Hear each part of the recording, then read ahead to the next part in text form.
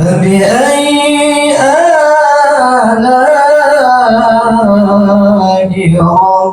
ربكما تكذبان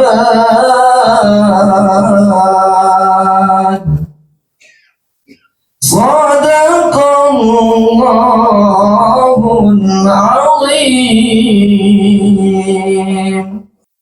Orang bijak mengatakan burung terbang dengan sayapnya, sedangkan manusia ia terbang dengan pengetahuannya. Dan salah satu memperkaya dan memperluas pengetahuan, salah satunya adalah dengan membaca serta menulis.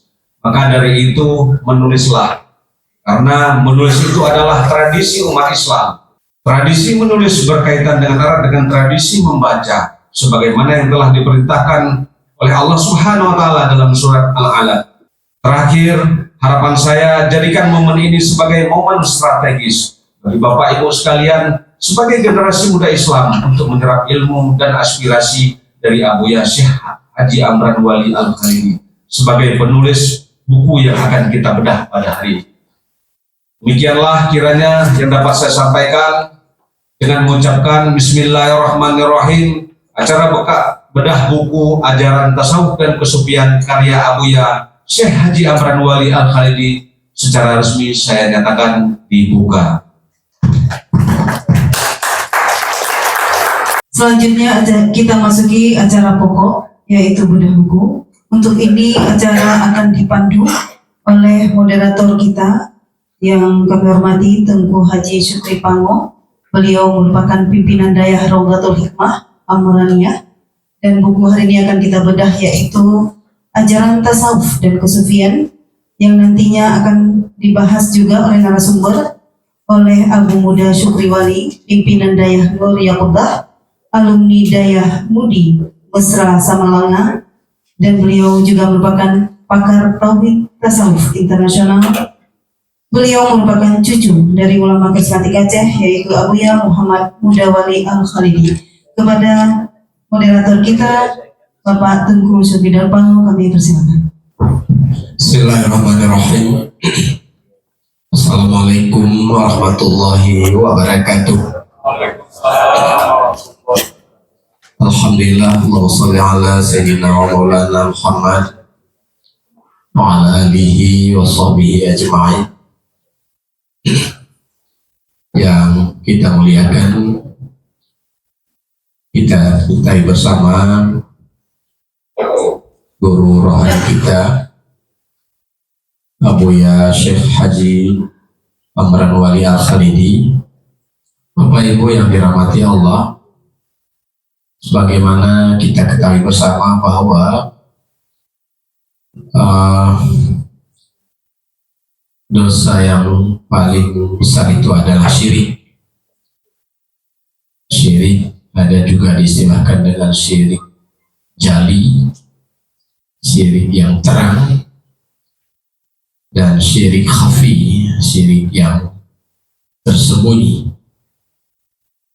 Sangkutan hati kita dengan alam ini, dengan selain Allah, dan itu sangat membahayakan ketauhidan dan keimanan kita. Dan itu penyakit batin yang berbahaya itu tidak bisa dihilangkan melainkan dengan ajaran tasawuf dan kesufian. Nah, untuk itulah dibuat digagas majelis perkajian tauhid tasawuf ini. Segala macam langkah dilakukan, baik melalui seminar-seminar, muzakarah-muzakarah yang sudah beberapa kali diadakan. Pernah muzakarah tauhid tasawuf internasional 2018 lalu di Banda Aceh, dan di berbagai kota, Gorontalo, Manado, Makassar, dan tempat lainnya.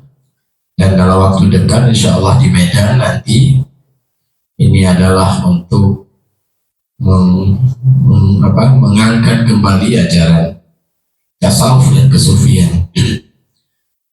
Cara lain diantaranya juga dibuat tulisan-tulisan.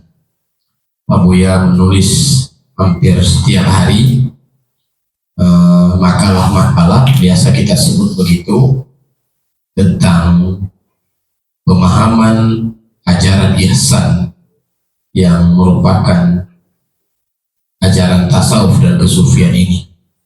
Makalah-makalah itu sudah begitu banyak dan sudah berhasil dijadikan buku-buku. Nah, salah satu buku itu yang pada hari ini dibedah, yang berjudul Ajaran Tasawuf dan Kesufian. Mudah-mudahan acara ini dan acara ini sangat penting, kita dapat bukan sebatas sekadar hadir saja, tapi dapat mengambil manfaat yang sangat penting, bahkan fardhu ain hukumnya, untuk kita memahami kandungan yang ada di dalam ajaran tasawuf dan kesufian, khususnya dalam buku yang ditulis oleh murabi kita yang mulia Muhaqqiq Buya Amran Wali Al-Khalidi. Semoga ke depan beliau terus bisa menulis, menambah lagi karya-karya beliau untuk kepentingan kita, untuk kepentingan Islam yang mulia ini. Untuk pembukaan kita minta dari yang mulia guru kita Abu Muda Syukri Wali. Pada beliau kita persilakan dengan segala hormat. Bismillahirrahmanirrahim. Assalamualaikum warahmatullahi wabarakatuh. Pada saat ini ajaran tasawuf dan kesufian memang sangat dibutuhkan di dalam menghadapi pengaruh globalisasi, dan sebagai panduan kita untuk mengikuti baginda Rasulullah Shallallahu Alaihi Wasallam dalam menjalani kehidupan di dunia ini untuk mendapatkan keselamatan di akhirat. Akhirnya ucapan terima kasih yang tak terhingga kepada penulis dari kami, sangat mengharapkan semua isi buku ini dapat diambil manfaatnya, dan besar keinginan kami agar dapat juga menginspirasi dan bukan hanya sekedar membaca, tapi mengamalkan dalam kehidupan sehari-hari. Pernah dulu Sayyidina Ali ini pergi ke Basrah, dia mencek penulis-penulis pendakwah-pendakwah yang ada di Basrah, penyampai-penyampai yang ada di Basrah. Maka Sayyidina Ali mengatakan, semua pendakwah-pendakwah kumpul, penulis-penulis kumpul, dan kalau mampu menjawab apa yang saya tanyakan, silakan dia berdakwah. Kalau tidak mampu, maka hentikan kami. Maka Sayyidina Ali mengatakan, ma malakuddin, apa yang merusak agama? Tidak ada yang mampu. Apa yang menguatkan agama? Tidak ada yang mampu. Yang mampu menjawab itu adalah hasad. Yang merusak agama adalah lomba, dan yang menguat agama adalah itu juga bagian dari tasawuf. Maka ini yang dapat kami sampaikan. Baik, dalam kesempatan yang mulia ini kita langsung juga mendengar ya dari Abu Ya sendiri sebagai penulis tentang hakikat atau kandungan daripada ajaran yang ada dalam ini, atau yang ada dalam yang sedang dikembangkan oleh Majelis Tauhid Tasawuf Indonesia kepada yang mulia Buya kita berikan kesempatan dengan segala hormat. Assalamualaikum warahmatullahi wabarakatuh.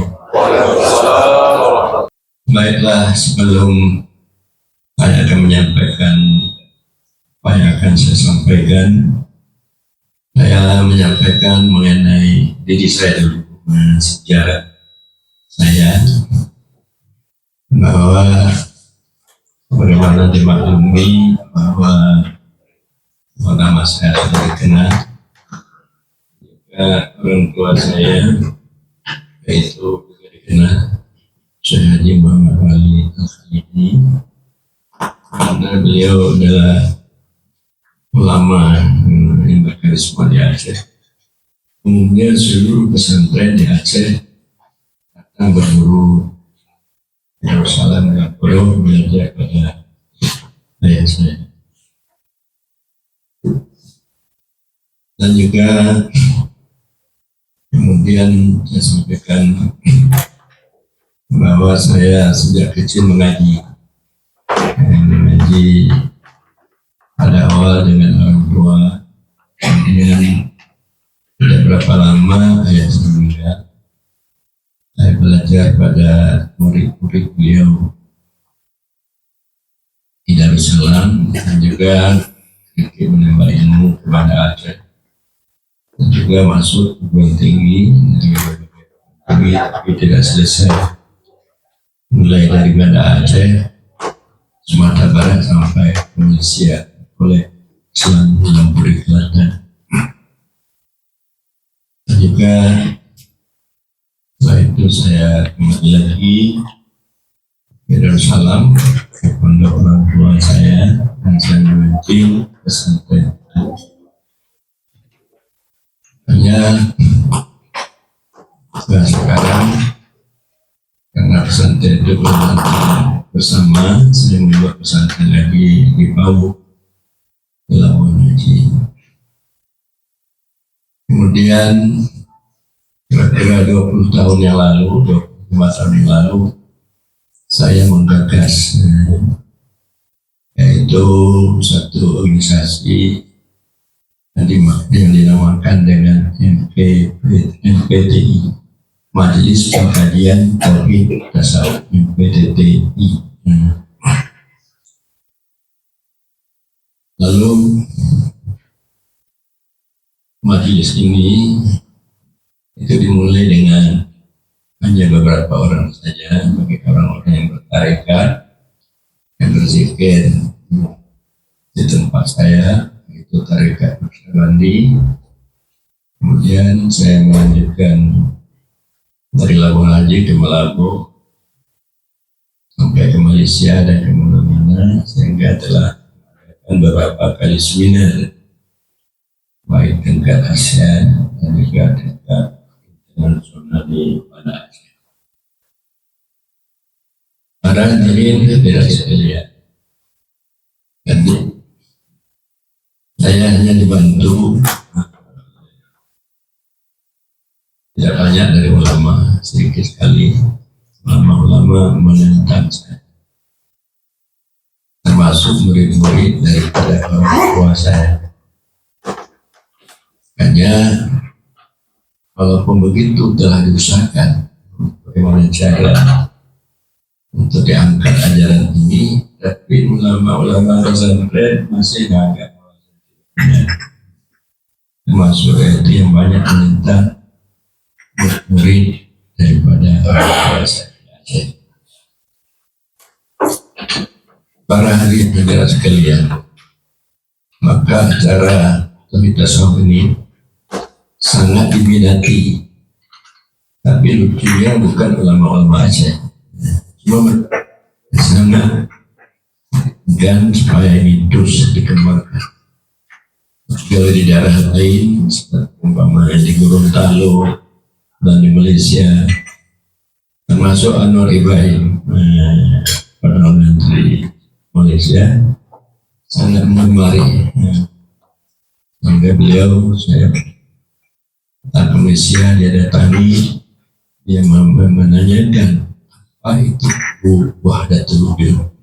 Dia menanyakan tuh. Nanti kalau di Aceh Wahdatul Wujud ini sudah betul nih. Dia menafsirkan Wahdatul Wujud ini bersatu dengan Allah dengan wujud Allah. Berarti wujud bersatu wujud ini pendapat sebagian ulama Aceh. Padahal Wahdatul Wujud itu wujud satu Allah. Selain Allah ada di dalam makhluk ilmunya yang tidak berwujud. Yang wujud itu hanya satu. ajaran kesucian supaya kita sampai kepada menyaksikan Allah, hanya Allah semata-mata yang mempunyai wujud, yang mempunyai kekuatan dan sifat dan zat. Sesuai dengan dasar negara kita Pancasila, Tuhan yang Maha Esa. Maknanya yang wujud itu adalah itu berdua, berkemauan hanya Allah. Mereka negara kita hanya Allah. Artinya dengan usaha atas rahmat Allah. Jadi pada Muhammadul Wujud ini telah dahulu nih dipahami oleh siapa? Oleh penggagas negara kita dulu. Tapi kita sekarang nggak tahu apa itu Tuhan yang Maha Esa. Apa itu manusia adil beradab? Itu tasawuf. Manusia adil beradab tasawuf. Tuhan yang Maha Esa itu adalah tujuh. Dalam pengertian Allah tidak berfirman dengan kita di dalam melakukan apa yang Dia lakukan. Baik menjadikan kita, mematikan kita, memberi rezeki, dan juga itu adalah Tuhan yang Maha Esa.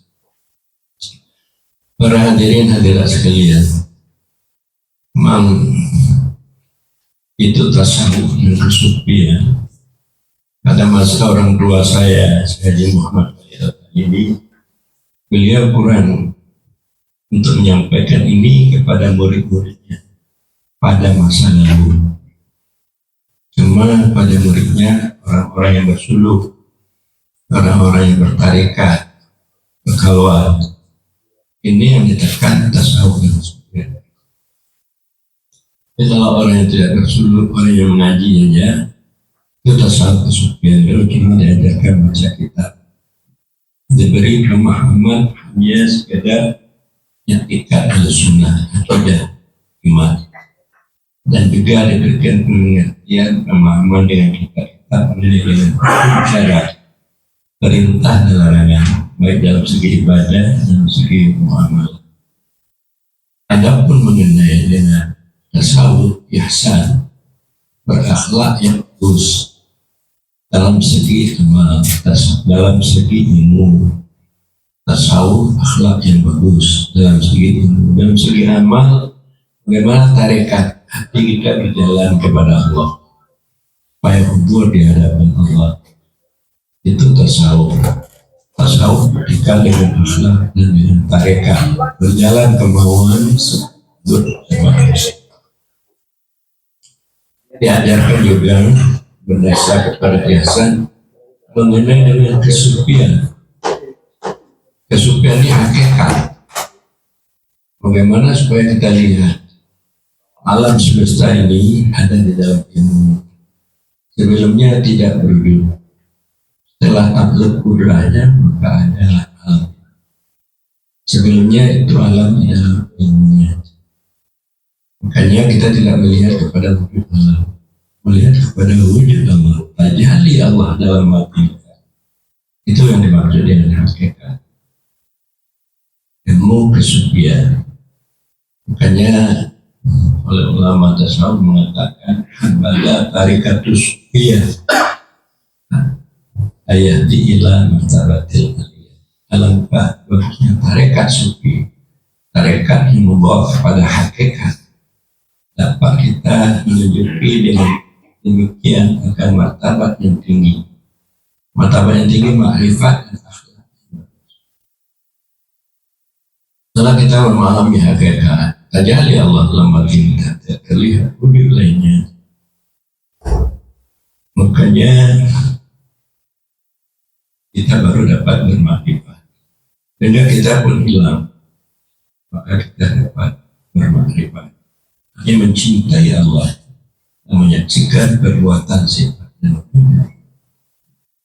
Dari para hadirin hadirat, karena ilmu-ilmu yang seperti itu oleh orang tua saya, abuya saya tidak mengajarkan pada murid-murid yang senior, kepada orang-orang suluk. Karena waktu saya mengangkat ilmu ini saya ditentang. Teman saya yang lain pada masa itu ketua MPU Abu Daud Nami. Abu Daud Nami saya pernah berguru pada beliau. Dia undang saya diundang Anda ke kantor saya undang ke rumah saya. Dia kata, baru ini saya tidak datang, saya tidak datang. Waktu saya berdialog dengan beliau mengatakan, ini ilmu tidak diajarkan oleh guru saya, Haji Muhammad Wali Al-Khalidi. Jadi makanya saya tidak berani untuk menyatakan kebenaran. Nah, inilah alasannya. Alasan tidak diajarkan oleh guru saya, maka saya tidak berani untuk menyatakan kebenarannya. Padahal beliau tidak belajar, bukan tidak diajar, tidak belajar dalam ilmu tasawuf. Sehingga di Aceh oleh tokoh-tokoh Aceh, mungkin Aceh, membuat dinas syariat Islam. Jadi dinas hakikat Islam nggak ada. Yang ada dinas syariat Islam. Yang dimaksud syariat ini sekedar tahu akidah, hukum syara, akhlak. Jadi untuk mengetahui bagaimana mencintai Allah, berhakikat, terjadi Allah dalam hatinya, bermakrifat, tidak ada. Jadi syariat itu lahirnya Islam. Tadi batinnya hakikat tidak ada. Nah, sehingga ibarat kayu tidak ada punya akar dunia. Sehingga Islam ini ada kuat. Sedikit aja dihembus oleh angin, dia akan tumbang. Sedikit disogo, sedikit dapat uang, ditangkap lagi oleh KPK. Nah, ini kita di Aceh banyak terjadi korupsi, penyalahgunaan jabatan, dan juga banyak melakukan itu yang dilarang oleh agama dan negara. Sabu-sabu yang paling banyak di Aceh, dibanding dengan yang lain. Mengapa terjadi demikian? Karena hanya yang diangkat dinas syariat Islam, dinas hakikat Islam tidak ada. Ditimbul kebincangan. Orang yang paham hakikat tidak orang paham syariat tidak hakikat, orang itu pasek cinta dunia. Jadi orang yang paham hakikat tidak syariat, orang itu zendek menentang sunnah Rasul. Jadi keduanya mesti ada syariat dan hakikat supaya tak. Maknanya lahirnya bersih, matinya bersih. Sebagai hamba Allah yang baik, untuk sunnah Rasul, melakukan sunnah Rasul. Jadi demikian saya menghadapkan kepada kita semua dan acara beda buku seperti ini oleh Pak Edi untuk ribuan terima kasih. Atau diminta oleh NPU Aceh atau siap pada Gubernur Pemerintah Aceh dihentikan ajaran tasawuf yang sufiah. Maka saya diundang oleh Pak Yusuf Latif. Dia bersama pada waktu itu dihadirkan Gubernur dan juga Pemdam itu Kapolda. Maka Pak Gubernur menganjurkan supaya diadakan dialog membahas. Jadi waktu saya mengadakan dialog membahas, dia mengatakan dia untuk mengadakan itu tidak ada, cuma terus berfitnah. Sampai sekarang difitnah mungkin dan kita akan mengadakan sembilan mudzakarah tingkat ASEAN. Kami difitnah oleh NPU. Coba yang datang dari MUI, dari Jakarta, selama membaca 7 orang datang kepada kami. Supaya jangan ada duit tasawuf dan tips di Aceh. Jadi itulah artinya. Karena tidak pemahaman, tidak disalahkan, tidak paham. Karena kata Arab mengatakan almar'u aduwwun lima jahilah. Manusia itu musuh bagi barang yang dia tidak tahu. Jadi untuk tahu, ingin tahu itu tidak ada. Cuma itulah untuk fitnah, untuk kebencian. Jadi tidak ada. Barangkali demikian sajalah sebagai pendahuluan, karena isi daripada buku ini itu menceritakan bagaimana kita dapat mengamalkan hukum syara dengan bagus, untuk hati amal kita sembahyang khusyuk, bagaimana supaya kita berakhlak baik, supaya kita sabar tawadhu, bagaimana supaya kita dapat meningkatkan keimanan kita, supaya kita bisa hidup dengan Allah, tidak tersangkut dengan asbab. Kalau kita dapat berakhlak baik, beribadat baik, beriman baik, untuk bermakrifat dengan tauhid hakiki, kita dibantu oleh Allah dalam segala kegiatan kita, baik keperluan dunia kita dan juga keperluan akhirat kita. Baik kita di rumah tangga, bertetangga dan bermasyarakat, itu selalu ada tuntunan, tuntun oleh Allah batin kita ke menjalani yang benar. Memang kali demikianlah sebagai pendahuluan. Mohon maaf di mana kesilapan, memang banyak yang salahnya. Assalamualaikum warahmatullahi wabarakatuh.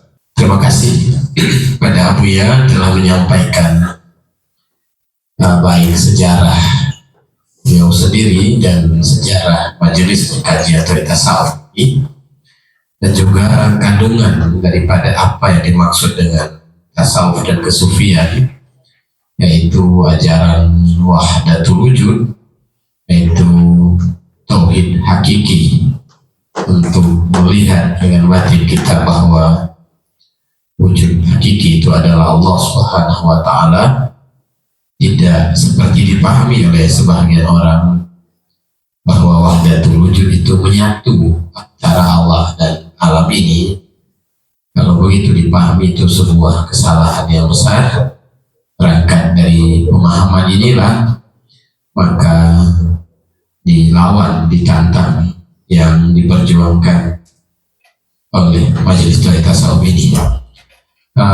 Terima kasih pada Abuya, dan untuk selanjutnya kita berikan kesempatan ya untuk para jamaah yang telah hadir. Ya, boleh pertanyaan, saran, dan tanggapan kepada para jamaah yang telah hadir, para peserta yang hadir dalam ruangan ini. Ayo kepada jamaah peserta untuk memberikan tanggapan, saran, ya Pak Dr. Zainuddin. Silakan. Bismillahirrahmanirrahim. Assalamualaikum warahmatullahi wabarakatuh. Saya Zainuddin dari Forum Kajian Otoritas Asia Tenggara. Saya melihat buku ini sangat menarik, buku ajaran tasawuf dan kesufian. Kenapa menarik? Karena buku ini merupakan membangun mata rantai yang terputus di Asia Tenggara. Di mana buktinya? Saya melihat rujukan yang dipakai oleh Abuya. Ini ada beberapa rujukan. Dia memakai pertama Tanul Anwar, punya ayah beliau sendiri, terus kepada Aikadul Himmah, kemudian ada kitab-kitab seperti Syekh Abdul Rauf Asingkili, Tabiul Masyi, kemudian Jawahir punya Syekh Samsuddin Sumadrani. Dan ini saya melihat beliau, entah sadar atau tidak saya tidak tahu, yang penting menurut kacamata saya sebagai pengkaji Quran Hadis Asia Tenggara, melihat buku ini telah membangun mata rantai kesufian, keulamaan antara khazanah dulu dan sekarang, sehingga buku ini sangat menarik bagi saya dan akan saya sampaikan kepada rekan-rekan di perguruan tinggi dan di tempat pengkajian. Mudah-mudahan ini bermanfaat. Dan saya tidak bertanya mengapa Abuya sampai sejauh ini dapat memikirkan, mengutip kitab-kitab lama. Ini yang saya ingin tahu, mengapa khazanah Tengku Syekh dan yang lama-lama itu tertuang di dalam khazanah Abuya. Sini saja yang dapat saya komentari dari bedah buku ini. Terima kasih. Assalamualaikum warahmatullahi wabarakatuh. Ya, terima kasih pada guru kita Tengku Zainuddin telah memberi tanggapan. Sekarang diberikan kesempatan untuk para pimpinan pesantren yang hadir. Dari kampus sudah diwakili oleh Bapak dan Zainuddin. Nah, Pak, ada yang bertanya di belakang. coba dari pesantren dulu, tengku pesantren, guru pesantren, pimpinan. Karena yang paling banyak menantang ini orang pesantren.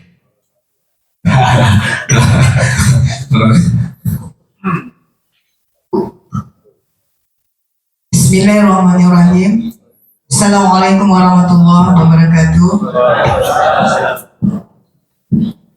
Yang mulia, yang dirahmati Allah Ibu Subhanahu wa Ta'ala. memperkenalkan diri ya. Baik, nama saya Maimana dari Kabupaten Aceh Barat. Abuya yang mulia, ayahanda rohani kami yang kami banggakan, kami cintai, dan seluruh para abu-abu, para tengku-tengku, dan juga kepala dinas perpustakaan dan arsip Aceh yang kami hormati, seluruh para peserta yang berbahagia.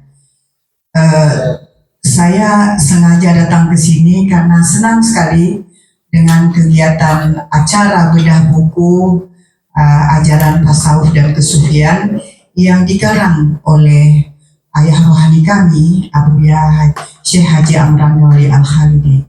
Alhamdulillah saya sampai ke sini, dan dalam kesempatan ini saya akan menyampaikan karena apa? Karena selama ini yang berkembang dalam masyarakat kita ada beberapa hal terkait dengan menanggapi ajaran tasawuf dan kesufian ini. Nah, kita tahu bersama bahwa berjalan diri kita kepada Allah dengan tauhid, fikih, tasawuf, Islam, iman, dan ihsan. Tauhid akidah, tauhid tasawuf, dan tauhid sufi dengan berpakaian syariat, tarekat, hakikat, dan ma'rifat. Nah, syariat itu adalah pakaian Nabi, tarekat itu adalah perjalanan Nabi, hakikat itu adalah batin Nabi, ma'rifat itu adalah rahasia Nabi. Berpakaian syariat sahaja tanpa hakikat adalah fasik, dan berpakaian hakikat saja tanpa syariat adalah zindik, sebagaimana Abu ya sampaikan tadi. Nah, yang menjadi pertanyaannya adalah ini muncul dalam kalangan masyarakat kita secara luas. Banyak para orang-orang alim kita juga mengatakan seperti ini, Abu. Jangan bertarikat dulu, perbaiki syariat secara benar. Setelah benar syariat, baru wajib mentarikat. Jadi, apakah betul seperti itu? Jadi, kita ini harus bersyariat dulu secara baik, secara tuntas, baru kemudian bertarikat atau berhakikat. Nah, kalaulah ini terus berkembang di masyarakat kita, berarti sepanjang masa masyarakat tidak akan selesai-selesainya dengan yang namanya syariat. Bagaimana persoalan ini kita tanamkan kepada masyarakat kita agar syariat itu berjalan berbarengan dengan tarikat, dan kita belajar tasawuf dan kesufian, dan kita praktekkannya, tidak hanya kita diskusikan, tidak hanya kita seminarkan. Tasawuf itu adalah sesuatu yang harus dipraktekkan. Terima kasih Buya, mohon maaf. Assalamualaikum warahmatullahi wabarakatuh. Assalamualaikum warahmatullahi wabarakatuh. Ibu Maimunah bertanya bagaimana tentang orang bertarikat sebelum bersyariat yang baik. Ya, nanti insya Allah akan dijawab oleh Abu ya. Baik, sudah 2 orang dari pesantren hadir Tengku Hamdan. Silakan Tengku Hamdan. Yomi Tengku Hamdan. Berikan pertanyaan. Ini Pak Ilyas, ada guru kita itu. Dari pesantren Labuan Haji ya. Perkenalkan diri ya, Tengku Hamdan. Assalamualaikum warahmatullahi wabarakatuh. Nama saya Tengku Hamdan juga alumni daripada Ayah Buya yang mulia Bu Haji. Sementara kami menetap di daerah Bayu bersama Abi. Sedikit Buya sebelumnya saya diperbanyak maaf. Yang Buya juga pada yang lain, ibu kami. Khususnya saya pribadi ya Buya, sampai sekarang masih penasaran di mananya kesalahan tentang ilmu tauhid tasawuf sehingga para abu-abu juga tuku-tuku seperti yang Buya katakan masih menganggap salah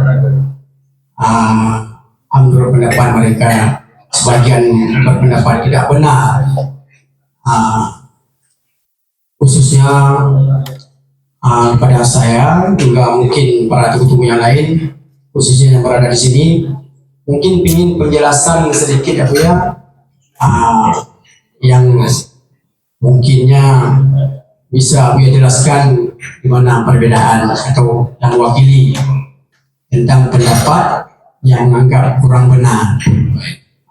Mungkin hanya inilah. Baik, terima kasih. Assalamualaikum warahmatullahi wabarakatuh. Iya, terima kasih Teguh Hamdan, alumni Dayah Darussalam, sekarang sudah jadi guru ulama muda mengajar di pesantren pesantren Abi Bayu. Ya, beliau bertanya, kenapa majelis tasawuf ditata oleh abu-abu ulama-ulama di Aceh? Salahnya itu di mana? Itu dilempar bertanya oleh Teguh. Terima kasih pada. Masih ada yang ingin memberi pertanyaan, tanggapan? Satu orang lagi. Oh, Bapak Saiful, Oh ya, ini. Silakan Beli. Assalamualaikum warahmatullahi wabarakatuh. Abia yang memuliakan, saya ingin menyampaikan sesuatu sama Abia. Apakah yang saya rasakan, yang saya implementasikan ini bagian dari tasawuf atau kesucian, sementara saya tidak mendalami terhadap secara mendalam ilmu tasawuf ini.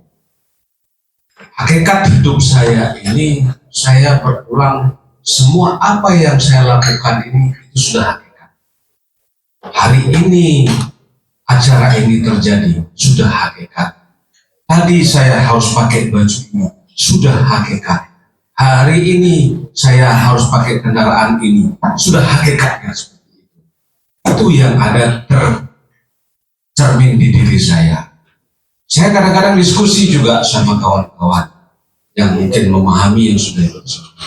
Bapak sudah bagian dari tasawuf, tapi saya sementara belum mendalami masalah tasawuf yang sebenarnya. Tapi apapun yang saya lakukan ini, apapun yang gerak-gerik yang saya lakukan ini, saya meyakini ini semua sudah takdir dan sudah hakikatnya. Jadi ini karena tadi Abu yang menyebutkan tasawuf ini dan kesucian ini juga bagian dari hakikat Allah. Nah ini sangat terinspirasi, saya menimbulkan pertanyaan ini ya. Demikian Abu ya, terima kasih. Assalamualaikum warahmatullahi wabarakatuh.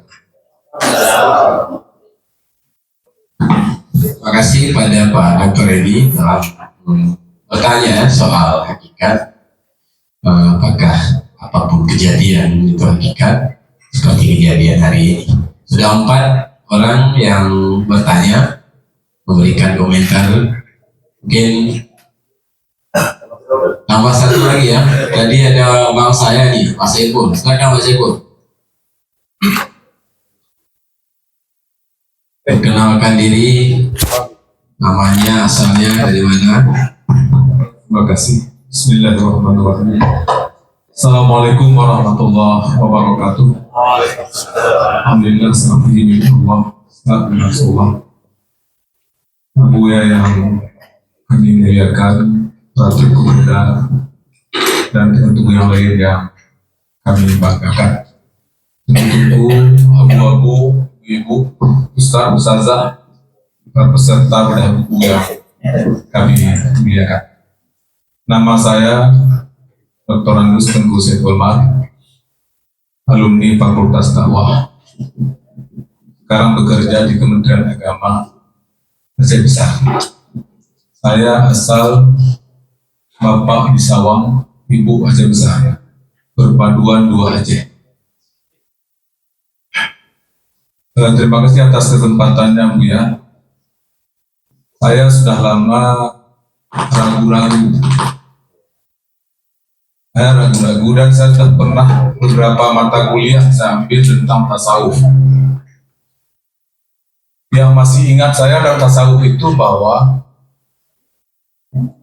orang bertasawuf itu ciri-ciri khasnya yang pernah saya belajar itu bahwa ketika kutu sudah banyak di kepalanya, dia tidak akan membunuh. Dia sisir, dia satukan, setelah dikasih makan, naik lagi. Lalu yang kedua, entah benar di Abu ya bisa menjawab ya. Kita nggak mampu jawab itu. Yang kedua, ketika ada semut banyak di rumah kita, dikasih umpan, gula, dia berkumpul. Yang ketiga, pernah saya belajar bahwa orang sudah sufi atau tasawuf, dia nggak pernah melihat ke bawah lagi. Ini kalau salah, tolong Abu dibenarkan. Karena saya belajar sudah 20 tahun yang lalu. Orang sufi itu saya tahu dia banyak melihat ke atas. Artinya tidak banyak lagi melihat perempuan, kejahilan dan sebagainya. Ini yang saya tahu kira-kira 20 tahun yang lalu saya sarjana di Fakultas Dakwah. Nah, yang kedua, bagaimana keterkaitannya, Bu ya, antara yang ditanya oleh Ibu tadi di belakang. Dan itu memang saya bertanya pertama dikasih waktu oleh adinda saya. Iman, Islam, Tauhid, Ma'rifat, Hakikat. Keterkaitannya. Karena saya terus terang tidak tahu kira-kira apa ini. Saya apa orang tasawuf, orang tauhid, orang fikih. Saya nggak tahu menempatkan diri saya itu ya.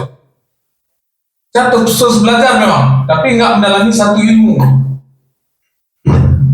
Ini perlu jawaban ya. Saya terus terang pribadi untuk sekalian bodoh tentang ini. Tidak tahu. Ya. Jadi apakah saya tauhid, tasawuf, kemudian apakah hakikat, tarikat? Karena banyak berkembang di masyarakat tentang persoalan-persoalan tasawuf ini. Jadi kita perlu mengkaji seperti hari ini. Yang terakhir saya juga menarik sebagai mantan juga dosen pernah mengajar. Buku ini sudah sangat lengkap. Seperti alumni saya tadi, Dr. Zainuddin, kami satu angkatan dengan beliau. Sudah cukup lengkap dan saya merasa bangga bahagia sebagai putra Aceh bahwa dulu-dulunya ada dua dosen kami tidak sempat selesai doktor karena tidak ada tempat rujukan. Almarhum Bapak Husain Ismail, satu lagi saya sudah lupa, berpuluh tahun nggak selesai penulisannya karena nggak ada rujukan. Artinya apa? Terkesan di situ ketika belajar saya dulu bahwa ulama Aceh kurang menulis. Misalkan diteliti almarhum Abu Daud Beri, tidak ada buku. Sampai ini, sehingga orang mengambil tesis atau apa namanya itu tidak bisa selesai karena nggak ada rujukan. Hari ini kita harus bangga ke putra Aceh bahwa ulama sudah menulis. Sudah menulis. Allahu Akbar. Allahu Akbar. Allahu Akbar. Dan ini yang diinginkan oleh putra-putra Aceh di Indonesia. Sehingga ada rujukan apa yang disampaikan bisa kita pertahankan. Ini satu kebanggaan saya hari ini, berdiri guru saya. Karena banyak sekali ulama yang terdahulu tidak ada bekas kecuali muridnya, artinya turun-temurun. Ketika dikaji oleh sarjana, oleh profesor, ini tidak dapat. Ini mudah-mudahan Abu, kami berdoa dalam forum ini, semoga Abu sehat, panjang umur, mudah rezeki, dan terus bisa berkarya. Untuk kami yang ada masih muda-muda ini. Demikian dan terima kasih. billahi fisabilil haq fastabiqul khairat. Wassalamualaikum warahmatullahi wabarakatuh. Terima kasih pada abang saya, Bapak Ibu Saiful dari Sawang, memberikan 2 pertanyaan pengertian tasawuf yang berkembang di masyarakat. Model napok di Ude, napok di Sidong, bahkan juga ini menambuh di itu mungkin bagus juga pertanyaan supaya tidak salah dipahami oleh masyarakat apa betul itu tasawuf, sehingga yang keren-keren baju karena video yang mulai ya ini kamu doanya ya Pak Gunawan aja lidah kamu doanya akan pakai sepatu. Jadi hari tasawuf ada mungkin maka bagus pertanyaan itu. Yang kedua, iman Islam dan ma'rifah itu kita berada di mana sebetulnya dalam istilah-istilah itu. Kemudian yang ketiga, tanggapan beliau tentang menariknya buku ajaran tasawuf dan kesufian dan dokumen beliau. Baik, beliau memberikan jawaban.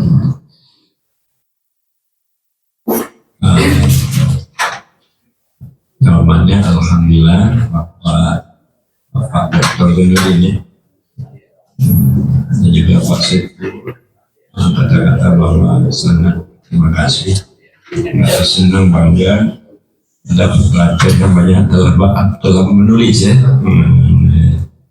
Di antara lain saya, jadi saya kalau meninggal banyak kesan Pak Saiful, bukan saja tulisan buku-buku, tapi saya membuat gerbang-gerbang Gapura, baik melaku Patuan juga sampai ke Manado. Ada gerbang-gerbang Gapura dari tasawuf. Kalau pemanjang di Aceh Utara itu ada di Kampung Belanda, dan juga banyak posko-posko. Posko-posko itu tempat kumpul-kumpul untuk membicarakan mengaji tasawuf. Jadi tempat kumpul-kumpul sampai di Malaysia. Nah, kita punya posko besar, yaitu di Batu Pahat, di Johor, di Tekengon, di mana-mana. Jakarta kita punya posko-posko tempat kumpul-kumpul. Dan juga kita telah mengadakan seminar baik tingkat internasional, ASEAN. Jadi itu telah kita lakukan.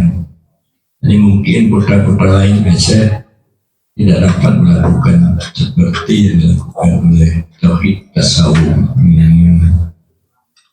Jadi mudah-mudahan di atas artinya penilaian dari Pak Dr. Zainuddin dan juga Pak Saiful, kami banyak mengucapkan terima kasih. Dan Allah akan menambah lagi terus berjuang dalam memperjuangkan Aceh ini. Supaya Aceh ini aman, damai, dan makmur, sejahtera. Jangan lagi kejadian yang berdarah seperti yang telah kita alami. Jadi kita alami, kita berbunuh-bunuhan di Aceh. Karena pengaruh nafsu, tidak mempunyai perhitungan, kita hancur semua. Jadi dengan ajaran tasawuf ini, kita bisa berakhlak, kita bisa menciptakan kedamaian, dan juga saling melengkapi sama kita untuk menuju yaitu kemenangan dalam kehidupan dunia kita dan akhirat. Nah, kalau kita lihat bahwa di Aceh ini sudah terpuruk, tidak ada yaitu pejabat-pejabat tinggi, baik menteri-menteri, wakil presiden dari Aceh ada. Tapi kalau di Sulawesi sudah ada di Habibie, dan juga Pardam ada dari Aceh. Apa namanya? Lima Abri, tidak ada dari Aceh. Jadi semua kalau kita lihat kodim-kodim dari Jawa, kodim-kodim dari Jawa, Polres dari Jawa, apalagi Polda. Jadi itu terpuruk kita.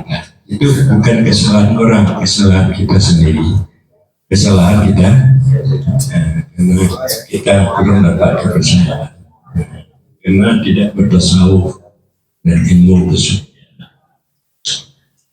Kemudian Tambah lagi bahwa pertanyaan dari Ibu Maimunah, mantan camat Ubud. Nah, Ibu ini mantan camat ya, mantan camat Ubud, yaitu orang Aceh telah lama mengatakan dari Dempu Sebatang, iman, Islam, tauhid, ma'rifat, hakikat, sebuah makna yang din agama. Bila mana tambuhannya di antaranya, yang lainnya rusak binasa. Jadi iman, Islam, tauhid, ma'rifat. Iman berakidah, Islam patuh untuk melakukan perintah dan menjauhkan larangan. Iman, Islam, tauhid yang maksud hakikat. Tauhid hakikat. Kita semua kembali kepada Allah. Itu semua pekerjaan Allah, dari kemauan Allah. Nah, ma'rifat hanya Allah yang berbuat, yang melakukan, yang mengatur segala-galanya dalam kehidupan dunia kita, tidak kita, dan dunia ini mencintai Allah. Jadi kita harus sebagai umat Islam harus memahami iman, akidah, hukum syarat, bagaimana ibadah, dan juga tauhid hakikat. Bila mana salah satu yang tidak kita dapat pahami, kita dapat tahu iman Islamnya tidak ada. Kita tahu iman Islam, tauhidnya tidak ada, hakikatnya tidak ada. Tauhidnya tidak ada, ma'rifatnya tidak ada. Jadi itu yang salah satu tidak ada, maka yang lain tidak dapat diterima. Iman, Islam, tauhid, ma'rifat, hakikat, sebuah makna yaitu agama din. Bila mana tabohana di antaranya, yang lainnya rusak binasa. Namanya ada Islam, ada iman. Jadi Islam itu rusak. Jadi begitu. Ada iman Islam, ada tauhid, maka Islam iman itu rusak. Jadi kalau itu yang dikatakan oleh ulama-ulama tasawuf pada masa dulu. Kalau di dalam kitab rukun agama 3, iman, Islam, ihsan. Jadi kita harus dapat memahami iman, memahami Islam, dan memahami ihsan. Jadi kita ini di pesantren kurang memahami ihsan. Iman, Islam, ihsan ini kurang. Karena ihsan ini didapat dengan jalan beramal, beribadah, mengukuhkan hati, ayat untuk Allah terlihat kepada ridho, ihsan. Jadi ketiganya ini harus dapat pahami dan kita amalkan. Jadi kalau ihsan nggak ada, maka iman Islam kita tidak ada kuat. Karena untuk menghilangkan sifat-sifat nafsu yang jelek dengan ihsan, berakhlak yang bagus dengan ihsan, beriman untuk bermakrifat, tauhid yang hakiki dan ihsan, bukan dengan iman, bukan dengan Islam. Nah, oleh karena itu 3 tempuh dan sejarah ini, 3 tempuh untuk terperubu level filmke menyedua mentangnya belum boleh. Jadi mesti balik Islam, iman dan ihsan sekaligus. Karena kata-kata mumpung Islam ini ibadah mau dan tahu biasanya apa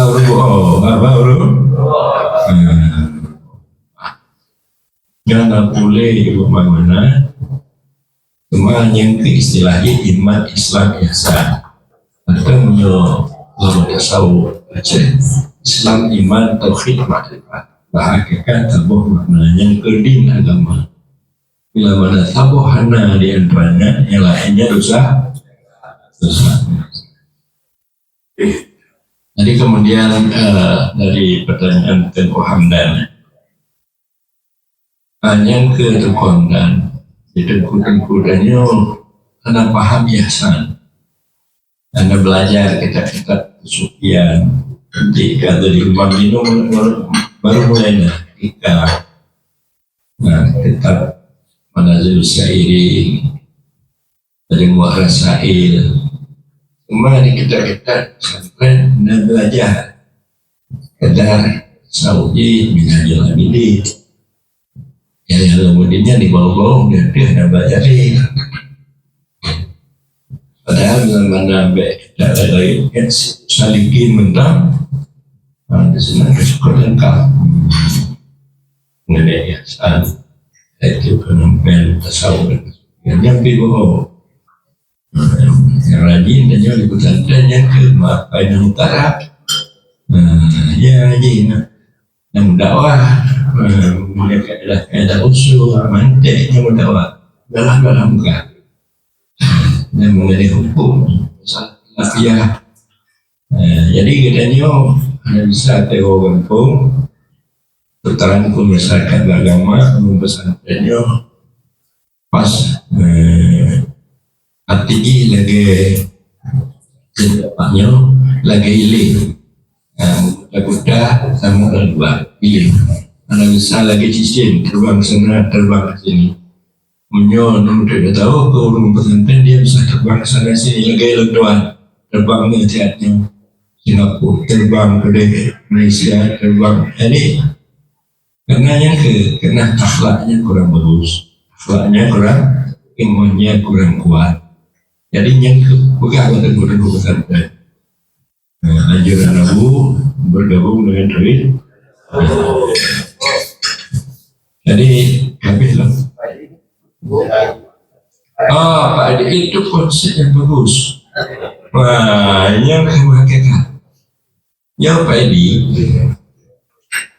kumantau nyata kubuknya karena dalam ilmu Allah karena dalam ilmu Allah dia perlunya Pak Adi nya kubuk karena dalam ilmu Allah ada azan Allah yang menentukan Allah yang melakukan pada azan lahir ibadahnya dino jadi apa yang ada kubuk dino berarti itu sudah ada pada azan jadi bila mana Pak Edi bisa itu melihat diri Pak Edi saja melihat Allah yang melakukan Pak Edi melakukan itulah yang dimaksud dengan tasawuf kesufian yang kesufian kayaknya dalam ajaran tasawuf dan kesufian dalam kesufian lebih mendalami jadi kita pertama senantiasa yaitu berkasat berkemau untuk berjalan hati kita ini kepada hadizat yaitu zat Allah tidak ada hati kita ini berjalan kepada lainnya ada selain dan Allah tidak dan kepada diri kita tahu Allah bersifat sempurna suci dari sifat kekurangan pada setiap kelakuan jelas berkekalan ini langkah pertama dan yang kedua kita yakin ihatah ilmunya kudrahnya pada sekalian yang mawjudnya termasuk pada tanya mana ihatah ada Allah itu pada sekalian yang mawjud maksudnya tapi adanya itu tidak bertempat adanya itu tidak bermisal adanya itu tidak berkaitan kalau ada kepiah dulernya tidak seperti itu tapi dia ada tapi dia tidak berkaitan adanya tidak di bawah tidak di atas tidak di bawah lalu setelah itu kita yakin hatta zat yang bersifat kamalat penuh pada alam semesta dan diri bila mana kuat keyakinan tanya maka terasalah lahir perbuatan Allah tidak ada yang memperbuat di muka bumunya dan bagi tanya sendiri kecuali Allah gerak dan diam tanyanya perbuatan siapa? Perbuatan Allah maka tanya berdiri dengan perbuatan Allah duduk dengan perbuatan Allah berjalan dengan perbuatan Allah maka kalau kita sudah paham seperti itu kita dikatakan bertauhid afal bertauhid berarti Allah itu satu perbuatan Di alam ini sama sekali perbuatan Allah. Tidak ada perbuatan selain Allah. Sama sekali ini bekas daripada perbuatan tauhid. Kemudian langkah yang kedua, kalau yang pertama dikatakan tajalli, yang kedua tajalli asma. Mana tajalli asmanya? Hanya merupakan bayan, melakukan daripada apa yang Allah lakukan. Nyo yang terlakukan, nyo kontanya yang melakukan, tapi Allah melakukan. Jadi mengatakan Allah yang melakukan di dalam batin nyo, berarti bukan danyo, itu badannya tasawuf sudah berhakikat. Berarti bayang asma lahir, kemudian bayang asma batin, berkemauan, mengetahui dan segala sifat-sifatnya yang tujuhnya gadoh, yang mana sifat tujuh Allah. Allah yang tahu dan kuasa. Hanya hilang dalam sifatnya. Kalau menurut hanya hilang dalam asmanya. Kemudian gadohlah wujudnya di dalam wujudnya. Maka timbullah ma'rifat.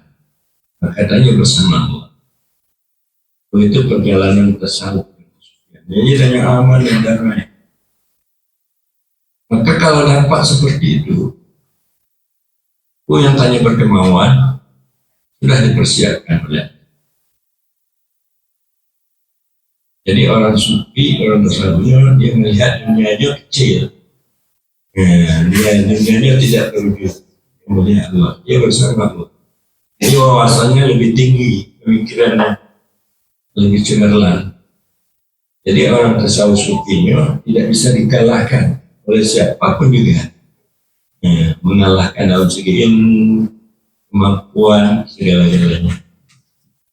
Nah, sufi tasawuf bahwa itu orang-orang yang telah dilebihkan oleh Allah. Kalau benar-benar dia dapat, ilmunya merupakan sudah menjadi wali. Jadi mudah-mudahan Pak Edi akan menjadi wali. Sekian lebih kau Allah.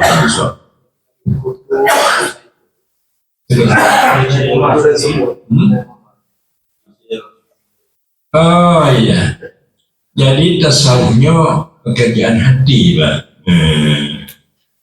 Tasawuf. Mana pekerjaan hati, bahwa selalu hatinya berjalan kepada Allah, dia berakhlak terus. Ya. Jadi bukan tasawuf, ini pekerjaan lain.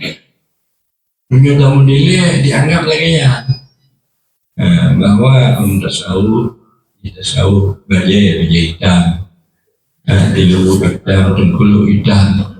Lo pernah lo ajak bajai tabibit lembut putih. Abu makam lele, ulama tua, mati setingkat Abu aja sering kali. Kalau kemudian abunya baju hitam, tilu hitam dan kulit hitam. Jadi laginya pendapat itu. Artinya tidak sendok artinya ke dunia, laginya ceritanya. Tasawuf, padahal tasawuf ini artinya berjalan bersama Allah, dia berakhlak yang bagus. Itu tasawuf. Tidak ada penyakit-penyakit nafsu yang jelek dalam hatinya. Yang tasawuf. Analis dengki, analis sombong, ada itu tidak ada mementingkan sendiri. Dia peduli pada masyarakat, pada tetangga. Dia bersifat pemurah. Dia gaul yang baik. Itu tasawuf. Jadi tasawuf yang lagi nyoto sebenarnya yang harus tasawuf dalam kitab. Tapi yang oleh orientalis tasawuf dirubah syarat. Aku awaknya bajai bobo, keklong bobo, supaya benci umat Islamnya pada tasawufnya dari orientalis. Penyampaiannya. Yang paling gagal kenai orang tasawuf, makna aku paling gagah, yang paling kaya, lo tinggal lo ayah ada mentang pada matanya nilai, kan gagah urung tapi ayatnya 70 menjejak dengan nyulang dia. Dia mau doa, tetapi hatinya tidak lekat ke sana. Sama dengan Nabi Ibrahim, walaupun dia kaya, punya domba yang begitu banyak, tapi hatinya tidak lekat. Nabi Sulaiman, tapi hatinya bukan hatinya Allah. Purnya hati Allah hanya urun dasar, yang tasawuf. Kalau dia punya paham, itu pemahaman dari orientalisnya, dari orang yang perlu tasawuf. Jadi barangkali terakhir dari tak. Jadi ditutup oleh Pak Profesor Gun. Baik, ditutup. Pertanyaan semua sudah dijawab Pak Saiful. Tadi pertanyaan Pak Saiful sekalian dengan jawaban tuh Pak Dr. Edi Capita. Nah, sekarang dirangkum hadir juga nih pakar tasawuf, guru kita Profesor Dr. Gunawan. Pada guru kita diberikan kesempatan, silakan. Kehadiran bukunya memberikan semacam keseimbangan. Hidup ini kan selalu saja kita diarahkan untuk selalu menjaga keseimbangan. Allah menciptakan kita semua keseimbangan.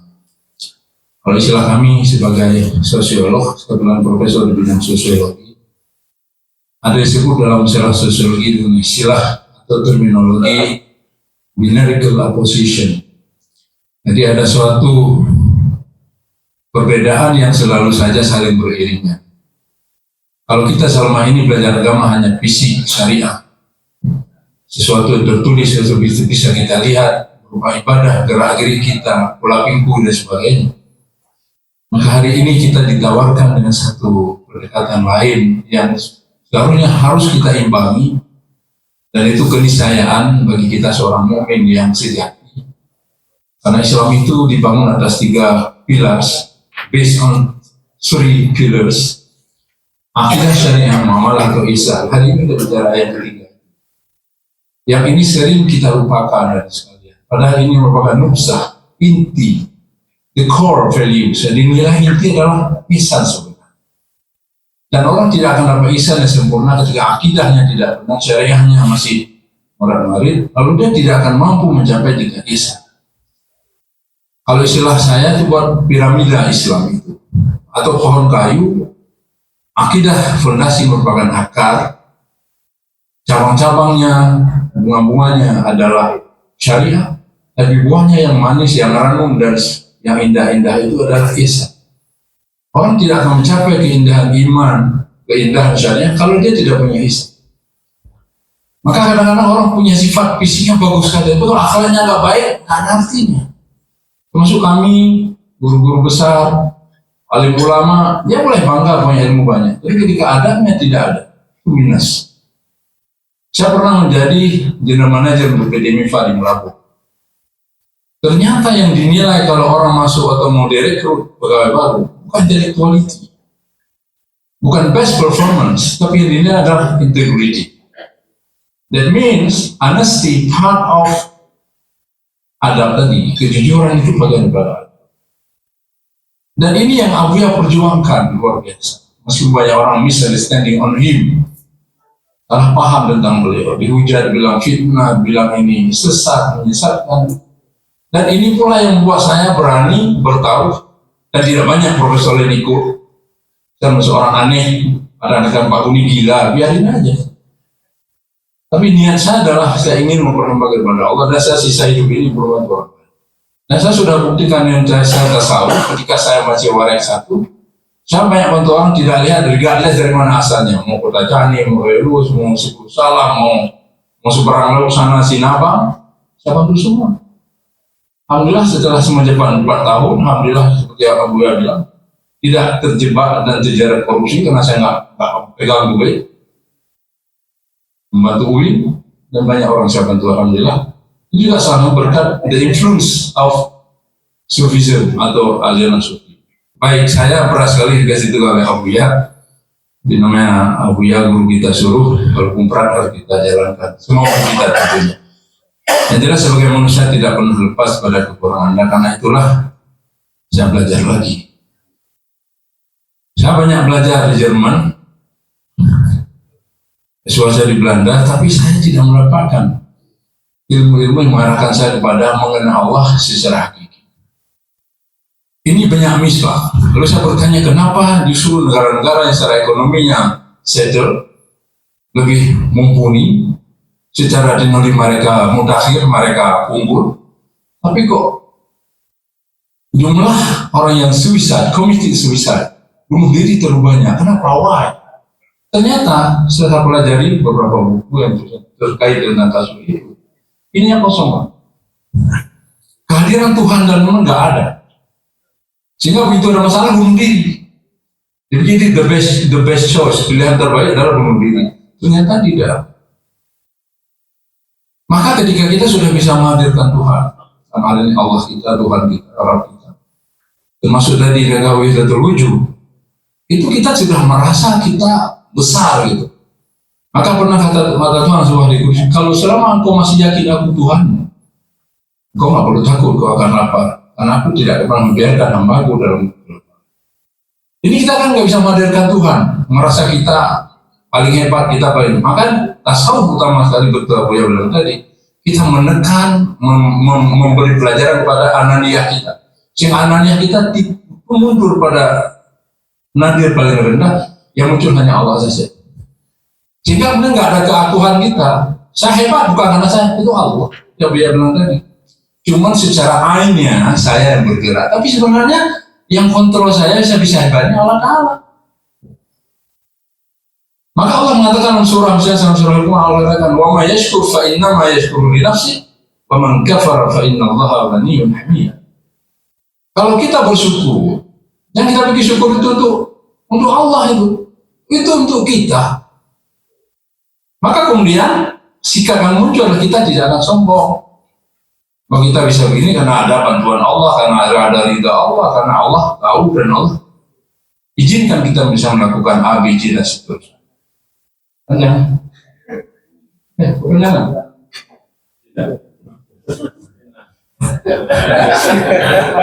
Takut saya kebanyakan ngomong ini kan. Kamu. Terima kasih ya. Jadi kemudian yang paling penting Allah kunci ayat itu. Wa man kafar, barang siapa kufur dia, tidak mengakui adanya Allah, bahwa yang dia lakukan itu berkah izin Allah. Allah nothing to lose bagi Allah, nggak ada yang hilang di saat Allah Maha Esa. Kita puji, mau kita anggap, mau kita zikir, mau kita, Allah nggak ada yang hilang. Allah tidak akan kecil dengan kita tidak nyembah. Persoalan kemudian, apakah kita mampu menerima konsekuensi kemaksiatan ataupun ya keegoan kita dan dawatkan? Ini persoalan kita ya. Nah itu ada sahur. Kehadiran buku hari ini sekalian, memang tulisan masih banyak harus kita perbaiki karena manage dalam pertama. Jadi kita edit, saya sempurnakan insya Allah. Mistyping itu biasa. Tapi intinya adalah memberikan pengantar dan ini menunjukkan suatu keberanian dan kejujuran pada ilmu yang Abu Ya'qub perkenalkan. Kalau dia abal-abal nggak berani tampil seperti ya bahasa kita. Makanya nanti kalau kita edit lagi bisa kita modern. Ini bahasa kita. Jadi karena ini terang benderang, tidak ada abal-abal. Kemarin juga ini mereka bisa bilang, kemarin saya telepon dengan Pak Pangdam Kibaisan, Kanda dan Hati Majid, bahwa karena kami membuat seminar ASEAN di Medan, belum mengatakan Pak Prof, ini kayak masih debatable ada masalah apa saya bilang? Masalahnya huwa di situ. Huwanya Muhammad, enggak itu pemahamannya saya bilang. Makanya masalah ini kita mau terang-terangan. Kapan Pak Majen ada waktu? Kami siap datang ke Medan. Ya kita terang-terangan. Nggak boleh kita bicara masalah pemahamannya secara mendalam dan tinggi ini lewat kabar-kabar tidak bisa. Ya harus kita gentleman. Ini seperti Al-Quran. Al-Quran kan dari pertama Allah sudah bicara, Allah kan zalikal kitab la raiba fi. Quran memperkenalkan dirinya. Ini kalau begini. Inilah IPDT. Kalau ada keberatan kita diskusi. Ya, saya pertanyakan kepada kita semua apakah dengan sudah terang benderang seperti ini atau ada yang masih ingin bertanya silakan. Tapi pertanyaan kemudian yang ingin saya sampaikan sebagai arahan ya, apakah kita yang hadir di sini mau masuk bergabung dengan MBTT. Ya. Alhamdulillah, itu ada Pak Mustanir. Saya kemarin pernah tampil Pak Mustanir dengan Abu Muda di Masjid Pak Mustanir. Itu untuk Pak Mustanir ada acara gimana itu. Oke, di Pangdam, Kajati atau Kajari, mari Polda. Saya pikir bakal masalah ini. Amin. Jadi Pak, justru Pak, bicara bangsa, bicara akhlak sebenarnya. Kalau kita punya income bagus, tapi akhlak kita tidak bagus, usah menjara. Indonesia apa kurangnya Pak? Tapi korupsinya gotong royong, berjamaah. Jadi sih kayak apapun negara Pak, kalau sama berjamaah korupsi, habis utang negara, habis foya-foya, ini Pak nggak akan kaya. Karena negara Indonesia ini Pak, istilahnya kita orang Indonesia ini seperti ayam bertelur dalam karung padi. Tapi banyak mati kelaparan. Ini persoalan. Akhlak apa persoalannya? Yang kemarin kejadian yang orang tua yang menganiaya anak Ansor itu 56 miliar Pak PNS. Oh kan dari mana duit sebanyak itu? Orang malam mungkin dia ada usaha. Tapi yang jelas secara kasat mata kita berpikir ini simpel sih. Jadi Pak, istilahnya saya menyambung lagi, kita nggak ada sempurna. Meskipun profesor kita, maka yang paling penting kebersamaan. Jadi apa yang mengajak kita bersama-sama kita membangun bangsa, bersama-sama memberikan kontribusi positif. Nggak membangun nggak bisa sendiri Pak. Siapapun siapapun Nabi ya, kalau sendiri lo nggak mampu, dia butuh waris. Kita semua. Dan kata Tuhan Al-Quran, kullu ya'malu ala syakla. Semua kita berperan sesuai peran kita. Pak Jibril waktu bupati, surga bupati, pulpennya berfungsi dia mengajak orang ke jalan Allah. Bapak Pangdam, Wakil Pangdam, Bapak Polda, ya sesuai dengan kewenangan kita. Saya di UIN, waktu saya jadi waras, saya wajibkan harus bisa tamat UIN hafal juz 30 minimal, bisa jadi imam, enggak hanya pulalawas main atain. Kan untuk baik. Jadi kebijakan-kebijakan itu kita lakukan dan itu masuk kuliah hari ini Pak Irian, dan ini luar biasa acara hari ini. Aku cerita hari ini sangat penting. Ya, karena kita nggak ada juga membaca ayat Pak Edi ya. Ayat pertama turun itu bukan suruh sembahyang dulu, karena Allah ini sangat adil, sangat logik. Suruh baca dulu.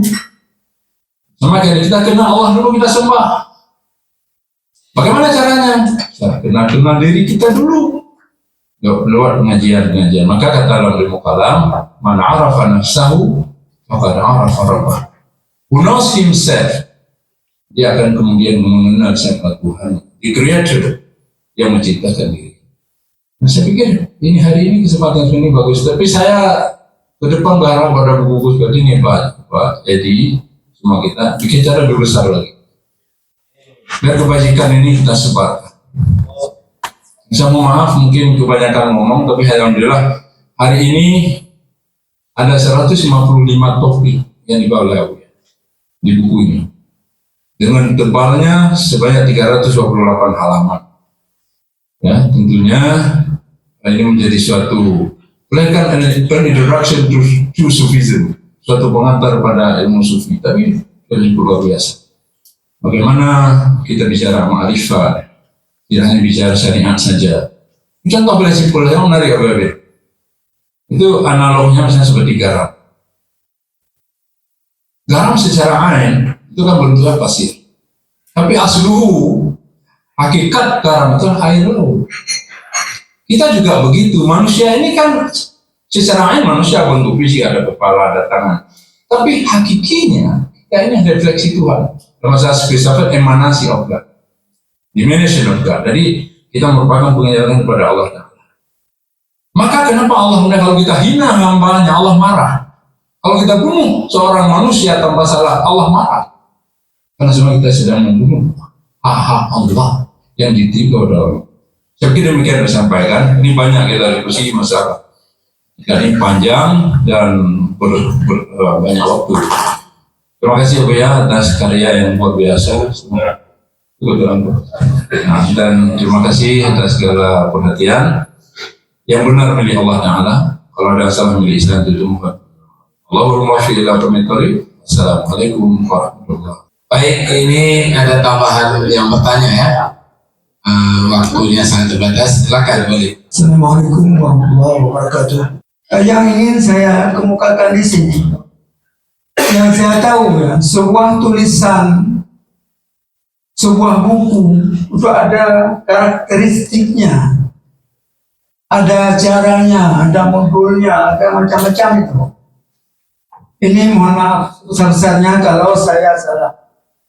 Mudah-mudahan tidak salah.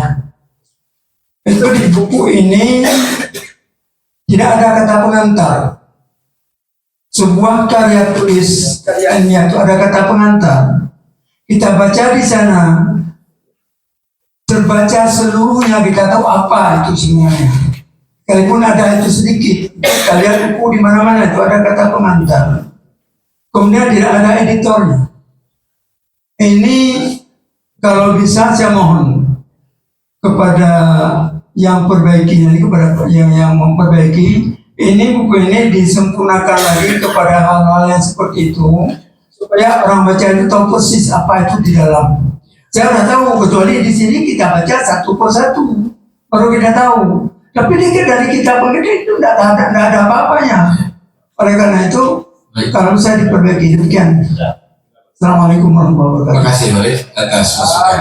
Ini sebagai mukadimah, istilahnya pendahuluan daripada isi buku ini. Karena sebenarnya kita tidak perlu berpanjang untuk menyampaikan sekapus ini dengan kalimat yang singkat, tapi isinya ada untuk dapat kemudian juga di kulit buku ini telah diterangkan yaitu apa isi daripada buku ini. Makalah-makalah ini dan adalah merupakan sebagian praktek dalam kita bekerja bagaimana sudah ada ditulis, kemudian sudah juga ditanggapi oleh Menteri Agama. Jadi tidak perlu kita banyak untuk menyampaikan ini, karena itu yang membuang ucapan yang tidak punya makna. Cukup singkat, padat. Nah, cuma sekian. Wallahualam bishawab. Assalamualaikum warahmatullahi wabarakatuh.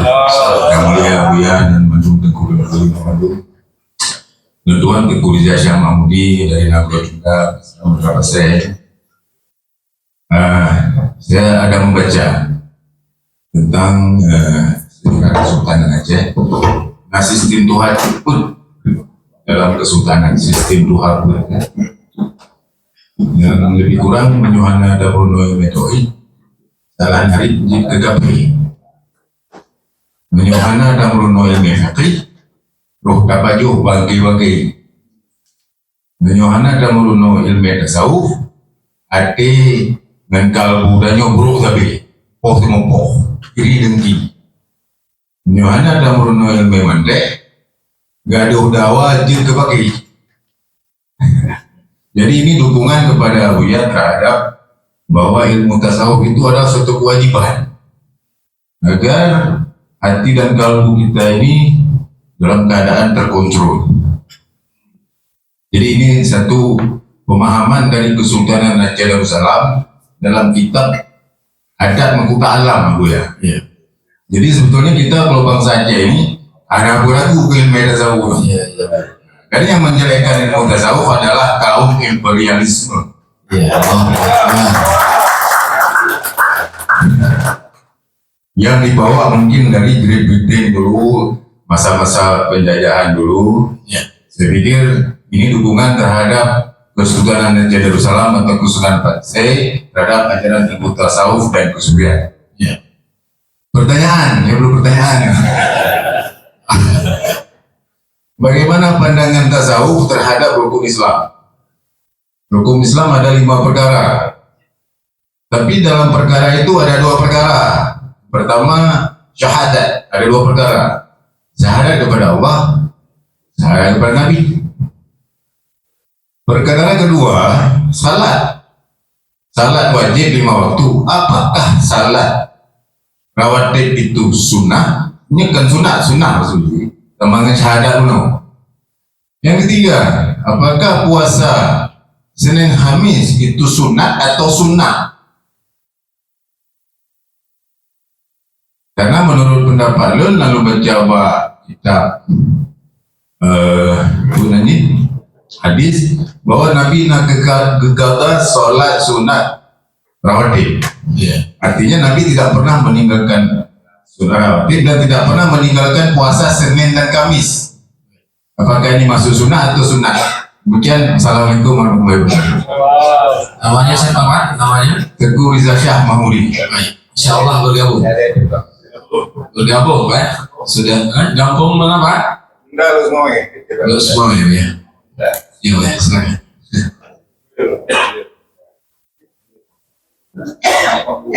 Nah, baiklah. Jadi rukun Islam ada 5: mengucap kalimat syahadat, bersalat, mendirikan salat, berpuasa, zakat, dan menunaikan haji. Itu rukun Islam. Jadi rukun Islam itu yang merupakan sama mengucap kalimat syahadat. Ini pokok. Kita menyaksikan bahwa Allah kita dan Rasul Muhammad itu adalah Rasulnya, adalah Nabinya dari Allah Subhanahu wa Ta'ala. Jadi pengakuan kita, keimanan kita terhadap Allah dan Rasul ini pokok. Jadi dengan demikian barulah bisa kita sembahyang, berusaha kita berpuasa, naik haji dan sebagainya. Jadi pokoknya itu adalah 2 kalimat syahadat. Jadi hanya syahadah itu yang penting. Di situ terletak keimanan kita di syahadah, akidah kita, keimanan kita, makrifat kita di syahadah ini. Jadi kalau sudah syahadah itu betul, kita mengaku dan yakin, dan kita mencintainya dan memandang wujudnya, baru mudah bagi kita untuk melakukan rukun-rukun Islam yang lain seperti sembahyang, puasa, dan sebagainya. Yang kedua, mengenai namanya sunat rawatib, mengenai puasa Senin Kamis, itu dikatakan juga sunnah dan sunat. Sunat ya, sunnah ya. Sunnah artinya mengikut apa yang dilakukan oleh Nabi, itu dikatakan sunnah. Nah, sunnah berarti kalau kita melakukan berpahala. Kalau kita tidak melakukan tidak berdosa. Kalau kita lakukan berpahala, Mama Senin Kamis. Kalau kita tidak lakukan tidak berdosa. Itu sunnah. Jadi sunnah artinya mengikut apa yang telah dilakukan oleh Nabi. Sunnah Rasul. Demikian saja apa yang telah disampaikan tadi, bahwa Bapak membantu bahwa tasawuf ini telah ada di dulu pada Sultan Asyik. Dengan tasawuf kita bisa membersihkan hati kita dari pada sifat-sifat nafsu jelek. Tidak ada kedengkian, ada kesombongan, ada cinta dunia. Hubung dunia rasul kulihat ya. Mencintai dunia ini sumber daripada kesalahan. Jadi sangat cinta kita, bukan mencintai Allah, mencintai dunia. Jadi timbul permusuhan, timbul kedengkian, timbul yaitu pekerjaan-pekerjaan yang maksiat yang dilakukan karena cinta kepada dunia. Maka kita harus berubah cinta kepada Allah. Dunia ini Allah yang mendekat. Ini ajaran tasawuf. Sekian demikian wallahualam bishawab.